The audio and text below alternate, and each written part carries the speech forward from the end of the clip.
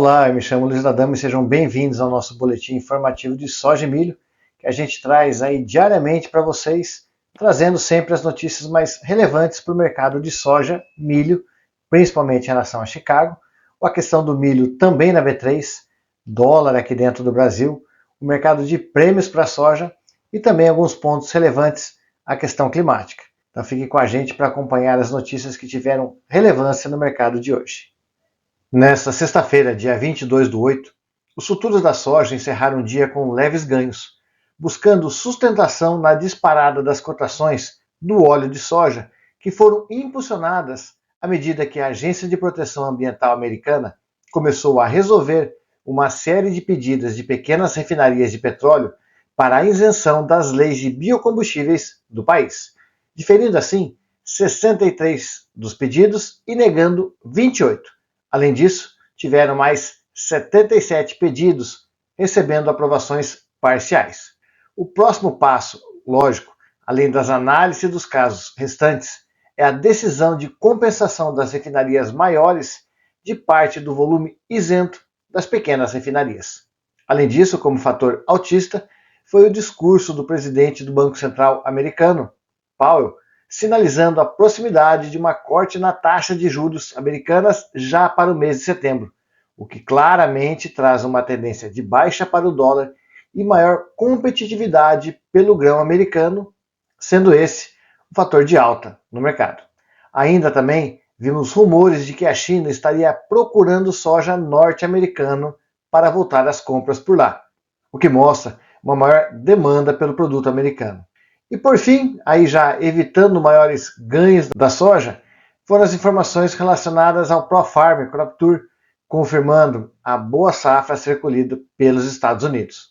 O cenário no dia então foi de queda de 4 cents a alta de 7 cents, uma boa volatilidade. O mercado fechou em média com 3 cents de ganho, na casa de 0,2 a 0,3%, com novembro fechando a 1.058,50 e o janeiro a 1.077 cents. Para o milho, os futuros encerraram o dia praticamente em queda. Mesmo com uma demanda aquecida dos Estados Unidos, demonstrada através de novas vendas privadas, o mercado segue pressionado pela boa oferta americana e global, especialmente após os números do Crop Tour, fortalecendo a expectativa de alta produtividade americana. Em contrapartida, o recuo do dólar acaba favorecendo a competitividade do produto norte-americano e, assim, evitando maiores perdas. Por isso, o mercado variou entre 2 positivo e menos 2 negativo. Fechamento praticamente neutro a leve negativo, 0,10% no dezembro e 0,2% no março. O dezembro fechou cotado a 411,50 e o março a 428,75. Com a queda de Chicago e a queda também no dólar aqui no Brasil, a B3 não poderia ter tido um cenário diferente.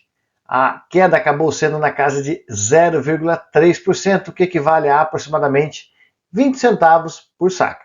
O setembro então fechou cotado a 66,12 e o novembro a 69,17. E olhando a evolução semanal do mercado, positivo nos 4 variáveis. Soja e milho em Chicago na casa de mais ou menos 1,37% e 1,39% de alta. O dólar, mesmo com essa queda de sexta-feira, acabou tendo um fechamento na casa de 0,37%. Lembrando que no dia 19 foi quando obteve a maior cotação semanal na casa de 5,50. E o milho na B3, mesmo com todo esse cenário, apresentou ganhos na casa de 2%, chegando até fechamento na casa dos R$ 66,11. Quem caiu mesmo foram os prêmios. Caíram na casa de 20 cents nesta sexta-feira. As altas em Chicago, nas últimas 2 semanas, acabaram favorecendo um farm selling maior no Brasil, o que automaticamente fez com que os prêmios viessem caindo. E hoje, com uma demanda mais fraca pelo produto, acabou sendo mais significativa. E falando de dólar, que no internacional e nacional também caiu, o anúncio do presidente americano, Powell, dando grandes expectativas de corte nos juros americanos já em setembro, derrubou a moeda americana aqui e lá fora, sendo praticamente o principal e único motivo desta queda cambial.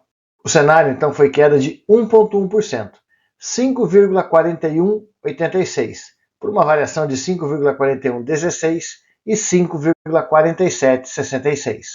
Trazendo um pouco do cenário de clima, nós observamos aí um cenário olhando até o dia 8 de setembro. O Paraná deve receber boas chuvas, principalmente naquelas regiões onde o plantio de soja acaba ocorrendo um pouco mais cedo, o que mostra sinais de que o plantio por aqui deve começar dentro da janela esperada. E olhando o mapa de clima americano para esse final de ciclo, nós observamos boas chuvas em boa parte do território, mas a região central, essa tem um índice de chuvas um pouco abaixo. Então fica um ponto de atenção para ver como o mercado pode reagir a esta expectativa de chuvas um pouco mais baixa na região central americana. E assim, encerramos os destaques desta sessão. Na soja, o óleo teve fator principal, devido ao órgão de proteção ambiental americano analisar os pedidos das pequenas refinarias, onde boa parte foi diferido com 63, 28 negada e 77 parcialmente bonificada. Então esse foi o fator de alta no óleo de soja que sustentou o grão. Além disso, já falando um pouquinho de dólar, o anúncio do presidente do Banco Central americano, Powell, acabou trazendo a moeda americana para baixo e fortalecendo tanto soja quanto milho. Sendo que no milho, este acabou sendo o principal motivo aí de sustentação nos preços em Chicago. E com relação ao clima, nós observamos que as chuvas começam a vir para o Paraná, onde deve trazer uma janela de plantio já começando bem no seu início, o que deve dar um cenário de soja já em janeiro. Quanto ao clima para os Estados Unidos, o clima por lá permanece com boa expectativa, mas na região central, chuvas um pouco abaixo da média, o que pode gerar aí uma atenção do mercado e observarmos como os preços podem reagir, mesmo estando no final de ciclo. Fiquem todos com Deus e nos vemos em nosso próximo vídeo.